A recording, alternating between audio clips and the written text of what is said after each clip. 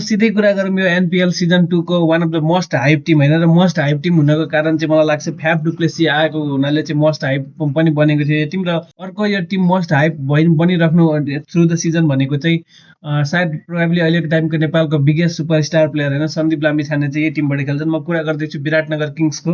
यो भिडियोमा चाहिँ जेनरली विथ ब्याट होइन ब्याटिङबाट चाहिँ कसैले 150 प्लसको रन बनाएको छ यदि टिममा कसैले भने त्यसलाई मात्रै राखेको छु र जसले चाहिँ 10 विकेट प्लस निकालेको छ त्यसलाई मात्रै राखेको छु होइन। र यदि कुनै टिममा मानौँ त्यस्तो प्लेयर नै छैन जसले चाहिँ 10 विकेट भन्दा बढी निकालेको छ या त 150 भन्दा बढी रन बनाएको छ भने त्यसमा चाहिँ अब जो टप पर्फर्मर छ मैले त्यसकै नाम राखिदिएको छु है। एज युजुअल होइन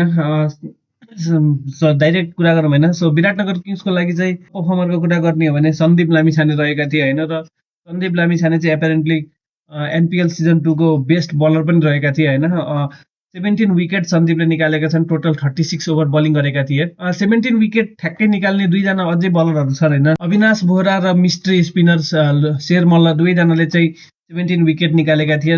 तर सन्दीपतिर चाहिँ एज के जान्छ भने सन्दीपको इकोनोमी र एभरेज बाँकी दुईजना बलर भन्दा राम्रो थियो। इकोनोमी भनेको चाहिँ हरेक ओभरमा कति रन दिन्छन् भनेर बुझिन्छ भने एभरेज भनेको चाहिँ कति रन दिँदै विकेट निकालिरहेका हुन्छन्। सन्दीपको कुरा गर्ने हो भने सन्दीपले चाहिँ 4.5 को इकोनोमीले बलिङ गरेका थिए भने 3.4 को एभरेजले चाहिँ विकेट निकालिरहेका थिए होइन। यसको मतलब चाहिँ हरेक लगभग 10 या 11 रनमा चाहिँ सन्दीपले विकेट निकालिरहेका थिए होइन, जुन चाहिँ एकदम राम्रो पनि हो। सो सन्दीपलाई चाहिँ एज इन हामीले ब्याटिङमा चाहिँ त्यति धेरै हेर्दैन होइन, तर पनि सन्दीपले विथ ब्याट चाहिँ जस्तो अपर्च्युनिटी पाए राम्रै गरेका छन् है। सेकेन्ड बेस्ट पर्फर्मर यो टिमको लागि भन्ने हो भने बसिर अहमद होइन। बसिरले चाहिँ 191 रन बनाउँछन् होइन, 118 को स्ट्राइक रेट लगभग ब्याटिङ गरेका थिए, 117 को स्ट्राइक रेटले ब्याटिङ गरेका थिए है। बसिरले चाहिँ एउटा म्याच होइन रन चेज गर्दाखेरि एक तर्फबाट विकेट चाहिँ लगातार गइरहेको थियो र सिंगल ह्यान्डेडली निकालिदिएका थिए होइन। त्यसरी हामीले यदि नोटिस गर्ने हो भने हामीलाई सायद कुनै नेपाली अरू ब्याटरहरूले चाहिँ यसरी नै रन चेजको बेलामा चाहिँ होइन एक तर्फबाट आफैले हान्दै जिताएको चाहिँ सायद धेरै कम म्याचेसहरू होला जस्तो लाग्छ मलाई होइन। सो बसिरले चाहिँ एकदम राम्रो गरेका छन् र बसिरले चाहिँ एनपिएल सिजन 1 मा पनि एकदम राम्रो गरेका थिए।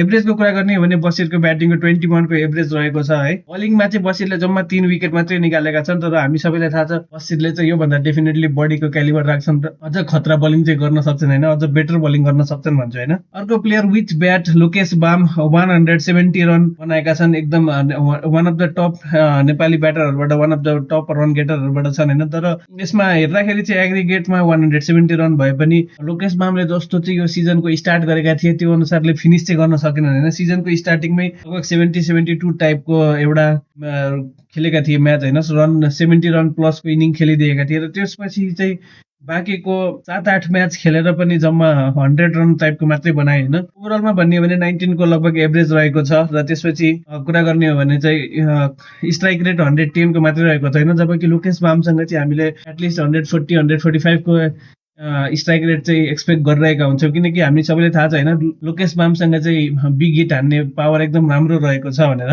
मर्चेन्ट डिलाङ्गेले चाहिँ पेसले सबैलाई सरप्राइज गरिरहेका थिए होइन। अब सबैजनालाई चाहिँ एक्सपेक्ट गरिरहेका थिए कि पेस खत्रै हान्छौँ, तर कन्स्टेन्टली एकदम मोस्टली 140 पनि क्लक गरिरहेका थिए टाइममा होइन, तर एकदम खतरा बलिङ गरेका थिए। मर्चेन्टले 83 रन विथ ब्याट पनि बनाएका थिए। दुईटा म्याचमा त एकदम राम्रो ब्याटिङ डाउन द अर्डर आएर गरेका थिए। जुन म्याचमा बसिरले सिंगल ह्यान्डेडले जिताएका थिए त्यो म्याचमा पनि मर्चेन्टले हल्का हेल्प गरे जस्तो लाग्यो होइन मलाई। त्यो म्याच होइन सायद चितवनसँगको जुन चाहिँ विराटनगरले हारेको थियो, तर मर्चेन्टले राम्रो खेलेका थिए होइन। मर्चेन्टको ब्याटिङ स्ट्राइक रेट 130 को रहेको थियो, जबकि खासमा म मर्चेन्टको बलिङको कुरा गर्न चाहिरहेको छु होइन। मर्चेन्टले चाहिँ 33.5 ओभर बलिङ गरेका थिए होइन, 13 विकेट निकाले। इकोनोमीको कुरा गर्ने भने अलमोस्ट 7.4 को इकोनोमी र 20.6 को एभरेज रहेको छ। ओभरअल हेर्ने हो भने यो टिममा चाहिँ 4वटा टप पर्फर्मरहरू रहेका थिए, तर विथ ब्याट चाहिँ अलिक खतरा पर्फर्मर नभएको कारणले चाहिँ लास्टतिर यो टिम गएर चाहिँ फाइनलसम्म नपुग्न सकेको जस्तो लाग्छ मलाई होइन।